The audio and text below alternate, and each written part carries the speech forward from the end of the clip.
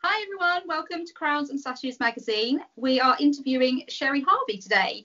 Would you like to introduce yourself? Hi everyone, as Natasha said, I'm Sheri and I'm your Miss Wiltshire Atlantic from Swindon. Lovely to have you on today.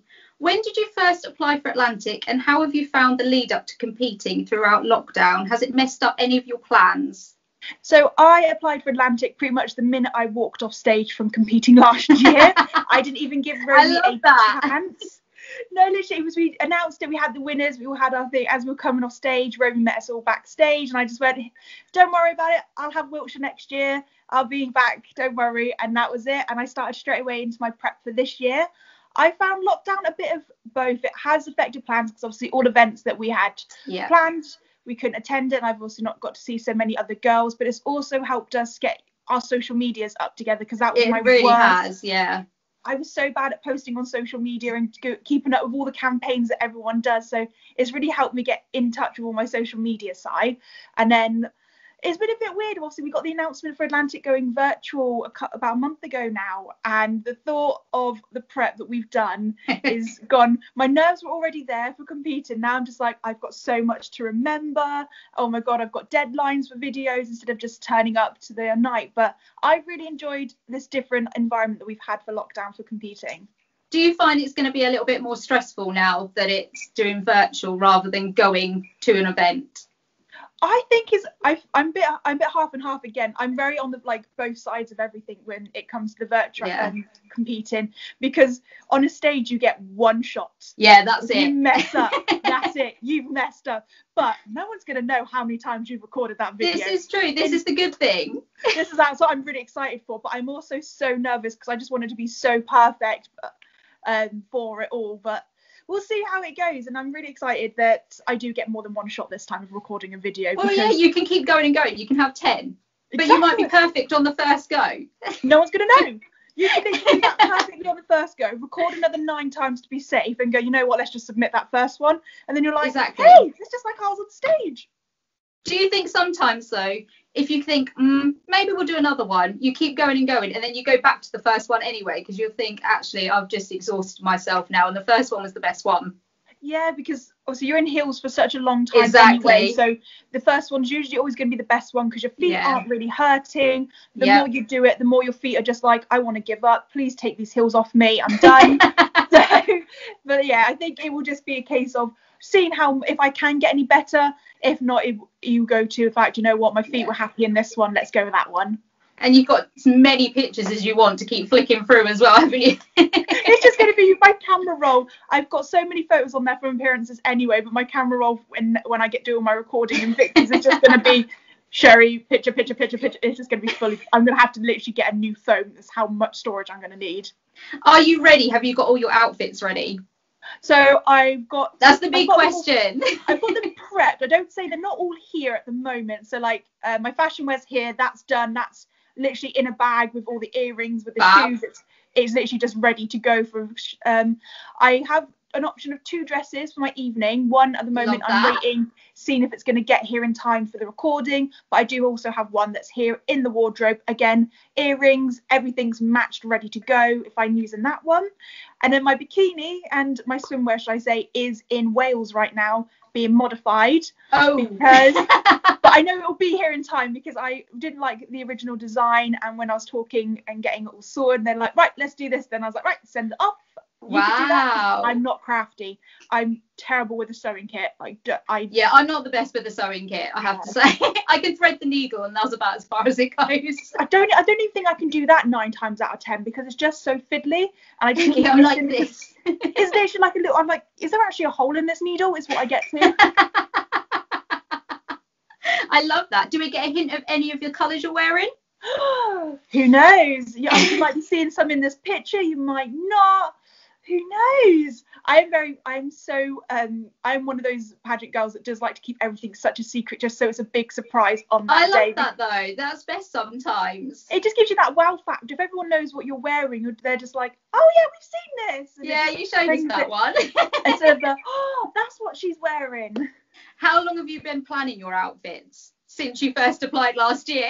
Pretty much. So I had my fashion wear's actually been sat in my house since March last year. Oh wow. The funniest thing about that is my fashion wear for the last 5 years I've been competing is the last thing I've ever brought. Oh, so you've done it the other way around this time. I did it the other way around. I literally saw this fashion wear and went, that's the one. And both me and my mum just went, that's the one. And then the people who I've showed it to, who obviously are part of my pageant journey, have gone, that's the one. So I was like, I love that. And then I brought my my evening wear dress, the one I've got here at home at the moment. I brought that July last year, so you're August. Really organised. This is the most organised I've been in my life. I'm the worst person for organisation with pageantry. Like, I think we were talking about it over Messenger about appearance books. I'm usually sat there the night before I'm leaving going, right, I still haven't printed this. And I pick it up the next morning from my brother who prints it all for me. And he's just like, never again. We're doing this every month. Yeah, we've been saying that for 3 years now. So, have you got lots of appearances in? Have you managed to, even if they've been online? My brother actually messaged me going, so what's the idea? What are we doing for appearances this year? We need to start getting sorted. You're competing in a couple of months. And I'm like, I really need to start looking at this. So I started sorting out my Dropbox because that's how I've started organising it. And I'm hitting nearly 100. And I was good. I've done how many? I didn't even realise. That's good. There's all social media ones, so you just kind of do them. It is, yeah. Do you pick everyone that comes up, everyone's campaigns, or do you think, no I don't want to do that one?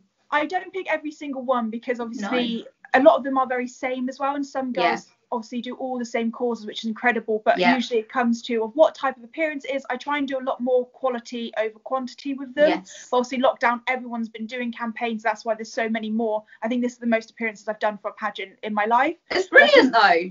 I'm so happy for it, but I also try and do causes that I understand and I know about. So at least then I have that's the thing. You don't want to take part in something and then think, actually, if I was to be asked a question, I'm not really sure what I'd answer. Exactly. That's kind of the way I try and go with it all. But I'm not going to say lucky, but I'm very fortunate. I've got quite a lot of illnesses in family, so I do understand a lot of the campaigns that go on, because I can obviously relate to it on a personal level, which is what I love to do, because that's what pageantry for me is about. It's about being yourself and your personal self coming out. Lovely. What are you going to miss most about the pageant being held virtually? Seeing and just being with all the girls. That's one of my favourites. So I did Atlantic last year, and the absolute blast we had in that changing room, the stories that will never come out. And I love this. And that's the bit I'm gonna miss. Like, I'll never forget, like, there was someone running backstage like, who wants butt glue? And I'm like, that's the thing, you don't hear that every day, and I'm just gonna miss, because it just makes you laugh. And obviously our teens last year came out with some of the best TikToks ever. And I'm just like, we're not going to get that. We're not going to be able to do anything like this. No, and that's just going to be the horrible part of it, because obviously we still get to do our walks. That's still normal. We're still going to have our interview. We're still going to have that type of it, but not having that connection with the girls. We're lucky we've got our group chats, but it's just not the same of being able to hold each other's. And that top two, when they're holding each other's hands. And it's just like, that's a big moment. It is. It's that big moment for the girls. But obviously we'll get that moment for whoever else is lucky enough to walk away with the crown this year. We will get it eventually, but until that point, I'm just going to miss seeing that. Yes. Could you tell us a bit about your platform? So my platform is, I'm not going to announce it, it has actually got a name, but I'm actually launching the official of it in a couple of months.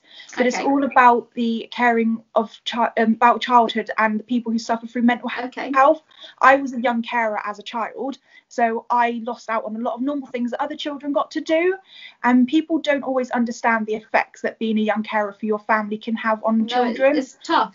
It is, and I've suffered from it even going into adulthood. Like, I struggle with normal conversation with people. So I'm a lot more mature for my age than what I was. So I missed out on so much normal social activity as well. And my mental health took such a turn because I was almost isolated in a way. So I want to raise awareness for children, and also when you're in school, for teachers to understand that you're going to have children like this. Please take a bit more care, because homework was just not a thing for me. I could not juggle it all in one go. My attendance got hurt very badly because I had to be at home with family. So that's something that's my platform. That's the basic of my platform. I want people to understand that being a young carer is not an easy job. No, it's not, definitely, and it's one that needs to be spoken about a lot more, because you don't hear about it very often. No, I mean, we get our young carers week, but you don't actually hear about it which No. is really thing I know It's about kind it. of brushed under the carpet a little bit, isn't it? It is. And then you have your normal carers week, which comes around, and I feel like Yeah. they need to be up there, because obviously our carers, because I know you work as a carer yourself in care homes, so you get your lovely week, and I feel like young carers are very similar, so they all need to be appreciated for all the hard work that all carers do. Whatever age you are, you can be thrust into looking after someone, and it's a really sad time, and it's a really tough time. You don't need to be actually employed by a nursing home as such, or employed by a hospital. If you're doing it at home as well out of love, that's really tough. You don't get enough thanks for that. And people don't always realise, because they just assume, oh, that's just how life is, you look after your family, but it's like, it's not. Obviously children are used to, it's meant to be parents looking after children. It's meant to be the other way around. You want to be out playing with your friends, you know, when you want to be going playing, like I remember playing like Kirby as a child, you want to be doing that, and you watch it from other kids in the street doing it when you're inside cooking meals, cleaning the house, something that you should be learning when you're in your teens maybe. No, that's really good platform. I hope you do really well with that. Thank you. Do you have a dream title? So I always try and stick to one dream at a time. So my dream title is Miss Atlantic at the current moment. Yes. I would love to compete in other pageants one day, but at the moment my mind is literally tunnel visioned Miss Atlantic. This is coming up. This is what I want. This is my goal. I wouldn't be in a pageant if I didn't dream of having that title. So that's where I'm going for at the moment. Who knows what I'll do afterwards, but right now Miss Atlantic is my dream. If you didn't get this title, would you do Atlantic again? I think I would I'll just live in Atlantic until I've got the title. Romy, that does not. You're going for it. Yeah, Romy will never just get rid of me. That would be stuck with you now. Do you have a good support network around you in the build up to the pageant? I am so lucky to have the support network. Oh God, I can't even speak today. The support network that I do, obviously, I've mentioned about my mum and dad, my brother, and obviously I've got my boyfriend, who is actually quite well known in pageantry because he's my chauffeur everywhere. I love that. So I'm so lucky to have my immediate family, and my brother, who obviously he helps with all my appearance and printing. But I've also got an amazing group of friends behind me. Obviously, we've got our Wiltshire girls. We've got a group chat that always keeps us all going and always hyping each other up, which is incredible. So I've always been very lucky that I've got the support network that I do. And of course, we've got all our Atlantic girls. We've got our group chats. I think we've all branched out into like 6 or 7 different group chats at this rate, but there's just so many that we all just support each other's campaigns and always there to hype each other if we're having a bad day. It's really important to have support, actually. Someone to back you and push you a little bit further than what you think you can push yourself, isn't it? Exactly, and that's the main thing about pageantry, is we're all trying to be inclusive. We're all on the same journey. Obviously, we're all competing for either the same or different titles. So having people behind you going, you can do this, you've got this. And of course, some girls train with pageant trainers. I've got my own trainer, and she's incredible, and she's got my back 100%, which is the best thing in the world, is having so many people behind you saying, you've got this, you can do this.